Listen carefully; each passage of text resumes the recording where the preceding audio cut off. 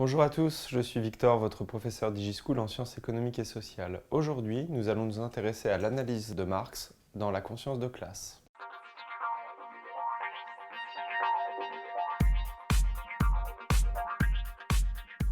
Donc maintenant nous sommes sur le chapitre comment analyser la structure sociale, qu'on pourrait aussi remplacer le terme structure sociale par société, et nous allons voir pour commencer l'analyse marxiste. Nous verrons du coup plusieurs analyses aujourd'hui, notamment l'analyse marxiste ou l'analyse weberienne, et aujourd'hui on va s'intéresser sur la notion de conscience de classe.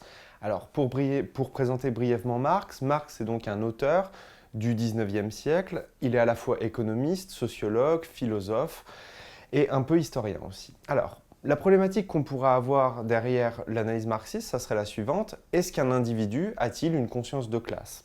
Là, il faut mobiliser trois notions. En fait, on a deux notions qui vont former la troisième. Nous retrouvons la notion de classe en soi et de classe pour soi qui vont permettre la conscience de classe. Autrement dit, pour qu'un individu ait conscience d'appartenir à une classe, d'après Marx, il faut qu'il possède ces deux valeurs-là, ces deux notions-là. Alors, qu'est-ce que la classe en soi? La classe en soi, c'est lorsque du coup un individu appartient à une classe. C'est-à-dire que du coup, par exemple au 19e siècle, pour Marx, c'est ce qu'on verra dans une prochaine vidéo, il y a ce qu'il appelle la lutte des classes, et donc du coup il y a deux classes qui s'opposent.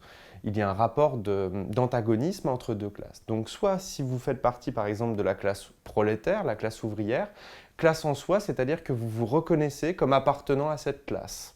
D'accord? Ça c'est très important, le fait d'appartenir à une classe précise. Une fois que vous avez la classe en soi, pour parvenir à accéder à la conscience de classe d'après Marx, il faudrait faire preuve de la classe pour soi. La classe pour soi, c'est une fois qu'on a identifié l'appartenance à une classe, une fois qu'un individu s'est identifié comme appartenant par exemple à la classe prolétaire, il va chercher à défendre les intérêts de sa classe, ce qu'on va appeler la classe pour soi.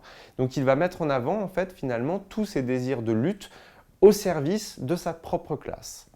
Et en fait, une fois qu'un individu possède la classe en soi et la classe pour soi, on peut parler de l'existence d'une conscience de classe chez un individu. Je vous remercie d'avoir suivi cette vidéo. N'hésitez pas à vous abonner à notre chaîne YouTube et à laisser des commentaires. Je vous retrouve très bientôt sur DigiSchool.